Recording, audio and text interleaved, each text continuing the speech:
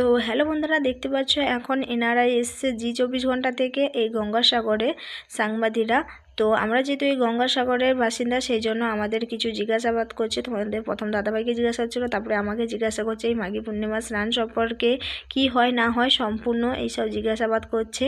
তারপরে আমরা এই যে দেখতে পাচ্ছ তোমাদের দাদাভাই আমি সবাই খুব মজা করে আমাদের সপরিবারে চান করেছি। পুরো ভিডিওটা তোমরা প্রথম থেকে লাস্ট পর্যন্ত দেখতে থাকো। তো হ্যালো বন্ধুরা, শুভ সকাল। তোমরা সবাই কেমন আছো? আশা করি সবাই খুব ভালো আছো, সুস্থ আছো। তোমাদের আশীর্বাদে আমরাও খুব ভালো আছি বন্ধুরা। তো প্লিজ আজকের এই ব্লগ ভিডিওটা কেউ স্লিপ না করে বা টেনে না দেখে সম্পূর্ণ ভিডিওটি দেখুন, সত্যি খুবই ভালো লাগবে। আর এখন বাজে দেখতে পাচ্ছ 5টা 41, মানে ভোরের দিকে, ভোরের টাইমে এখন আমরা রেডি হচ্ছি সাজুগুজু করে।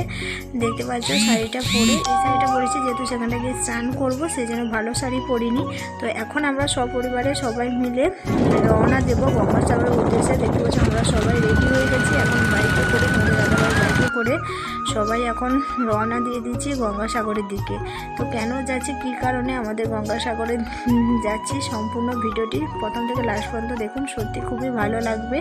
তো চলো দেখতে থাকো ভিডিওটা। তো ফাইনালি দেখতে পাচ্ছ আমরা পৌঁছে গেছি সেই আমাদের গঙ্গাসাগর। দেখতে পাচ্ছ মেন গেটটা দেখেই বুঝতে পারছো এটা গঙ্গাসাগরের মেন গেট।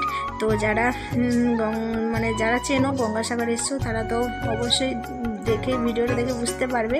আর যারা চেনো না দেখোনি, প্লিজ এই ভিডিওটা দেখে প্লিজ তোমাদের মন করবে যে একবার হলে আমরা গঙ্গাসাগরে ঘুরে আসি। এত সুন্দর জায়গার, এত সুন্দর মানে কি বলবো পরিবেশ। আর এখানটায় মানে গঙ্গাসাগরে চান করতে এত মজা লাগে, আর এত লোকজন দেখলে তোমাদেরও মন চাইবে যে একদিন না একদিন হলেও আমরা গঙ্গাসাগর যাব, ঘুরে আসবো। তো আমরা এসছি কারণটা হচ্ছে আজকের হচ্ছে মাঘী পূর্ণিমার পূর্ণ লগ্নে 144তম বছরে একটা শুভ মানে খুব ভালো একটা চানের যোগ আছে স্নানের।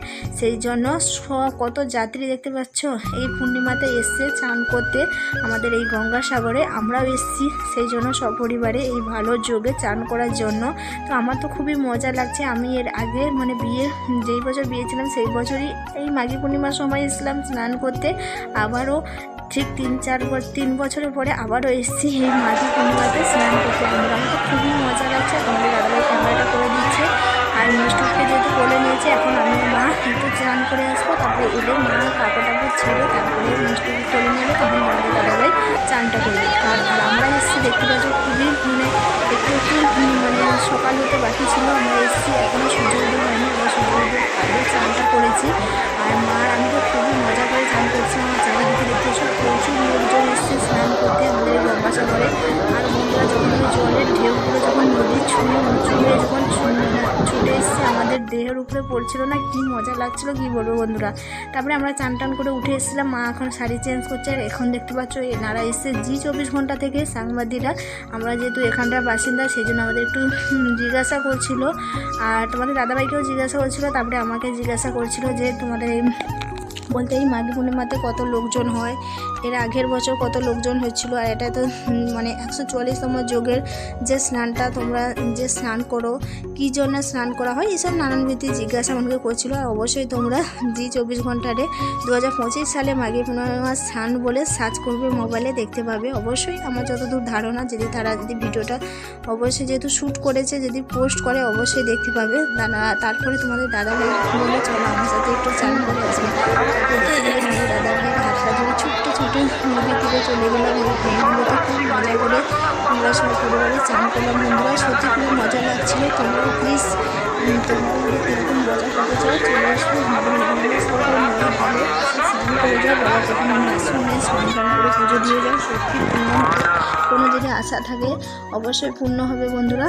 তারপরে দেখতে পাচ্ছ আমরা চান টান করে এসে সাইডটাই চেঞ্জ করে এখন বাড়ি থেকে চাল নিয়ে এসেছিলাম। এখানটা দেখতে পাচ্ছ এনারা যারা চান করে আসে তাদের কাছ থেকে পয়সা চাল চায়, আর এটা দিতে হয়, সেই জন্য এটা একটা নিয়ম আছে, সেই জন্য আমরা বাড়ি থেকে চাল নিয়ে এসেছিলাম। দেখতে পাচ্ছ এখন মা চাল দিয়ে দিচ্ছে এনাদেরকে, তারপরে আমিও একটু কিছু চাল নিয়ে দিয়ে দিলাম। আর তোমাদের দাদাভাই এখন বাইক নিয়ে মানে রাস্তার দিকে মানে বাইকটা ঠিক করে বের করছে। এখন আমরা বাড়ির দিকে রওনা দেবো। সবাইকে রিকোয়েস্ট করবো পুরো ভিডিওটা যদি তোমাদের দেখে একটু ভালো লাগে অবশ্যই লাইক কমেন্ট শেয়ার আর চ্যানেলটিকে সাবস্ক্রাইব করে পাশে থাকো বন্ধুরা। আর সবাইকে রিকোয়েস্ট করবো বন্ধুরা প্লিজ এসো আমাদের এই গঙ্গাসাগরে একটু যদি সময় থাকে তোমরা অবশ্যই ঘুরে যাও, তোমাদেরও খুব ভালো লাগবে আর খুবই মজা লাগবে বন্ধুরা। আর তোমাদের যদি কোনো জিনিস মানে তোমাদের আশা পূরণ হচ্ছে না, এখানটা মা গঙ্গার কাছে এসে চান করে যদি তোমরা চাও মনস্কামনা সত্যি পূরণ হয়, এটা বলে সবাই। আর এখানটা দেখতে পাচ্ছ কত সুন্দর একটা গোপালকে কারা রেখে দিয়ে গেছে, এরকম ঠাকুর রেখে দিয়েছে, দিয়ে সবাই চাল পয়সা দিচ্ছে, তো আমিও দিয়ে দিলাম। আর মিষ্টু দেখতে পাচ্ছ ওই দোলনাটা ধরে হাতে ঝুলাচ্ছে। তারপরে এই দেখো আমরা চান টান করে এসে এখন আমরা বাড়ির দিকে চলে যাব। আজকের আমরা পুজোটা দেবো। এখন প্রচুর ভিড় দেখতে পাচ্ছ, এখানটায় দেখাচ্ছি তোমাদেরকে। আর ভিতরে তো আমাদের বাবা কপিলমুনি আশ্রমের ভিতরে মানে ভিডিও করতে দেয় না, সেই জন্য আমি ভিতরে তোমাদের ব্যাপারটা দেখাতে পারলাম না। দেখতে পাচ্ছ প্রচুর লোক লাইন ধরে ভিড়ে পুষ্পাঞ্জলি দিচ্ছে, তো আমরাও দিব। তো ভিডিওটা আর বড় করছি না, এখানে শেষ করছি। সবাই ভালো থাকো, সুস্থ থাকো, টাটা বাই বাই।